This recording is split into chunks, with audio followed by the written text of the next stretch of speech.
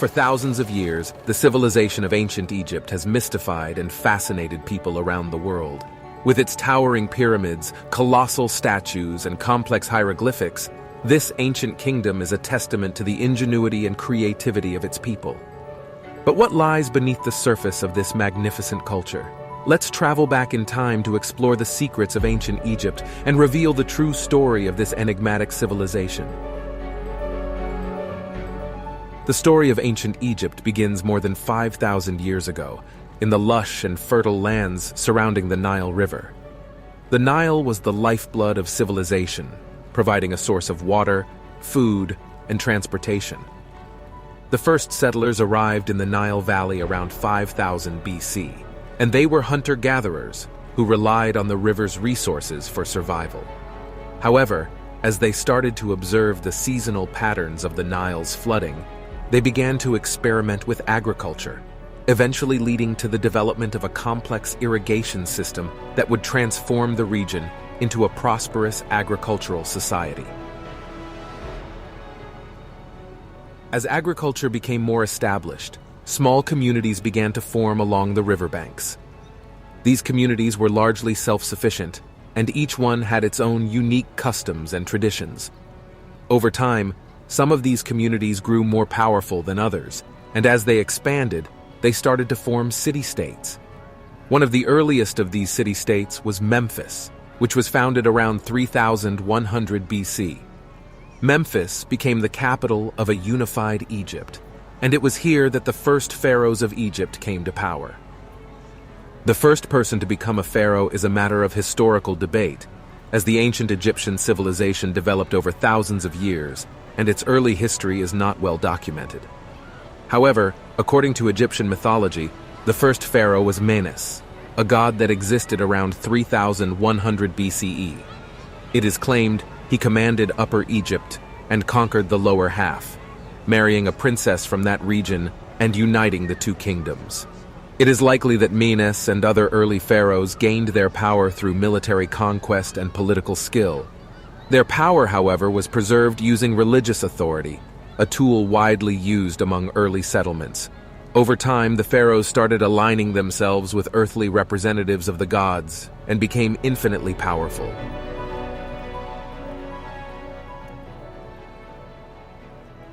It is now 2600 BC, generations have passed, and the pharaohs are now widely regarded as living gods. Gods that have implemented taxes, compulsory tribute, and perhaps the most clever of them all, a system of corvée labor, a system that requires all able-bodied citizens to contribute a certain number of days each year to public work projects. This gave them total authority over the workforce, land, and its resources, including agriculture, mining, and trade. The wealth generated through these industries was used to fund public work projects such as the construction of divine tombs, colossal tombs in the form of pyramids. It was believed that upon death, a pharaoh's soul would ascend to the heavens to be judged by the gods. The body, however, needed to be preserved and protected so that the soul could return to it and continue its journey. Thus, the construction of the pyramids began. These towering structures were designed to house the pharaoh's body, along with all the treasures and possessions they would need in the afterlife. They were built to be massive, with the largest of them standing over 140 meters tall. The pyramids, however, were not just tombs, but were also a symbol of the pharaoh's power and greatness. They served as a physical manifestation of the pharaoh's divine authority and were meant to awe and inspire all who beheld them. The construction of these extraordinary structures required an enormous amount of resources, labor, and time. It is estimated that it took a massive 100,000 workers more than 20 years to build the Great Pyramids of Giza. The divine pharaohs prepared well for the heavens, but their time on earth was much the same. Their life was glamorous and extravagant, surrounded by the finest luxuries and comforts that money could buy.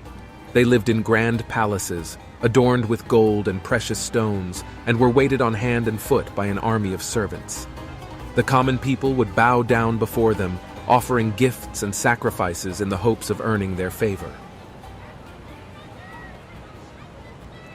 1,300 years after the pyramids of Giza would come the reign of Tutankhamun, a boy shrouded in mystery who became pharaoh at a young age, possibly as young as 9. His tomb is undoubtedly one of the most famous archaeological discoveries in history, containing a wealth of treasures and artifacts that had been untouched for thousands of years. Tutankhamun ruled for only a decade before his sudden mysterious death. Very little is known about his death, but it is known 20 years after his passing came a man that would go down in history regarded as the most powerful and most celebrated pharaoh ever to grace this life.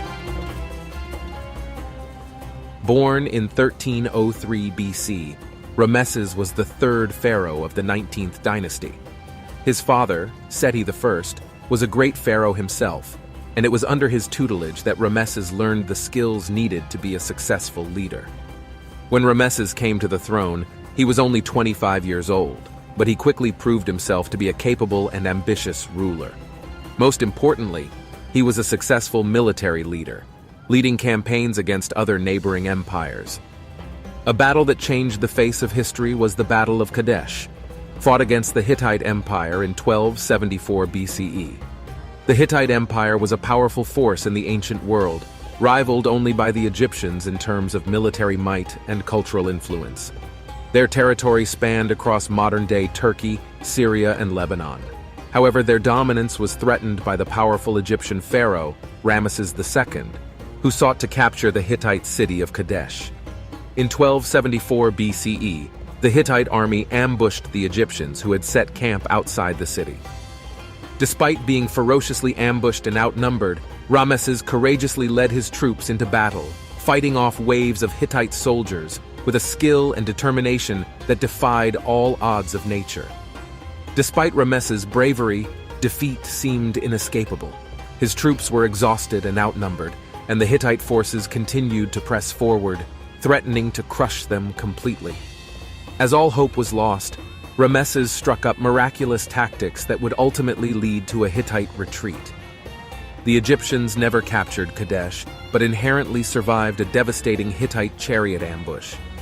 The young king had courageously rallied his scattered troops to fight on the battlefield and escape death. Despite his many accomplishments, Ramesses was not without his flaws. He was known to be an egotistical and sometimes too cruel of a ruler. There are stories of him ordering the execution of his own sons when they fell out of favor with him. His reign was also marked by economic struggles and unrest, which may have been a contributing factor to the decline of the kingdom after him. For centuries, the pharaohs and their people had built a powerful and prosperous civilization along the Nile River. With their pyramids, temples, and mighty armies, the Egyptians had long been the dominant force in the region, admired and feared by neighbors. This has all changed in 5th century BCE, when the mighty Persian Empire, led by the ambitious and skilled King Cambyses II, set its sights on Egypt. The Persians had already conquered much of the Near East and Central Asia, and now they sought to add the rich and fertile land of Egypt to their growing empire. At first, the pharaohs and their armies put up a fierce resistance. They fought bravely and tenaciously against the Persians, determined to defend their homeland and their way of life. But despite their best efforts, they were eventually overwhelmed by the superior military might of the Persians. The fall of Egypt to the Persians was a devastating blow to the pharaohs and their people. The Persians sacked cities, destroyed temples, and plundered the treasures of the Egyptians. Many Egyptians were killed or enslaved, and those who survived were forced to submit to Persian rule. For the pharaohs, who had long seen themselves as the divine rulers of Egypt, the loss of their kingdom was a profound humiliation. They were forced to flee their palaces and tombs, their power and prestige reduced to nothing. Their gods and goddesses were replaced by Persian deities, their language and culture suppressed. But despite the crushing defeat, the legacy of the pharaohs lived on. And although they may have lost their kingdom to the Persians, the pharaohs remained a symbol of Egyptian identity and pride, a reminder of the glories of the past and the resilience of the human spirit. In the year 332 BC, Alexander the Great, one of the greatest military strategists and conquerors of all time, set out on his campaign to conquer Egypt from the Persians. The journey itself was grueling, with Alexander and his army battling harsh desert conditions and facing numerous challenges along the way. But Alexander's unwavering determination and military prowess allowed him to overcome these challenges and achieve his goal of conquering Egypt. As Alexander moved deeper into the heart of Egypt, he was welcomed by the people, who saw him as a liberator and a savior from the oppressive rule of the Persians. Alexander, in turn, respected the customs and traditions of the Egyptian people. During his time in Egypt, he established strong alliances with local leaders, which allowed him to maintain control over the region for the next 9 years until his death. Upon his death, his vast empire was divided among his generals, with Egypt falling under the rule of one of his most trusted commanders, Ptolemy I. Ptolemy then established the Ptolemaic dynasty, which ruled over Egypt for the next 3 centuries. During this time, Egypt remained under Greek rule, with the Ptolemaic dynasty adopting many of the customs and traditions of the ancient Egyptians to consolidate their power. The Ptolemaic dynasty continued until their final ruler and pharaoh, Cleopatra IV.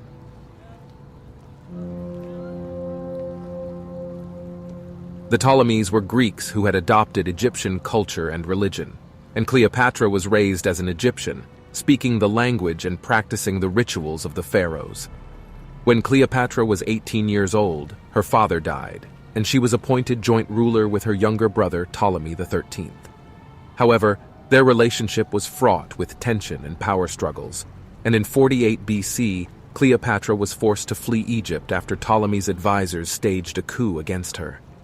Cleopatra found refuge in Rome, where she met Julius Caesar, the most powerful man in the world. Legend has it that she smuggled herself into his palace wrapped in a rug, seeking an audience with him. Caesar was immediately smitten with the beautiful and charismatic queen, and she soon became his lover and ally. Together, Cleopatra and Caesar waged war against her brother Ptolemy, and in 47 BC, they emerged victorious. Cleopatra was reinstated as the sole ruler of Egypt, and she and Caesar had a son together, Caesarion. However, their happiness was short-lived. In 44 BC, Caesar was assassinated, and Cleopatra was left vulnerable to her enemies. She formed an alliance with Mark Antony, one of Caesar's generals, and they became lovers and political partners. Together, Cleopatra and Mark Antony ruled Egypt and the eastern territories of the Roman Empire. However, their relationship was also met with hostility and opposition, both from the Roman Senate and from Mark Antony's rival, Octavian. In 31 BC, Cleopatra and Mark Antony faced Octavian's forces in the Battle of Actium. Despite their superior numbers and naval prowess, they were defeated, and they fled back to Egypt. Octavian pursued them, and in 30 BC he besieged Alexandria.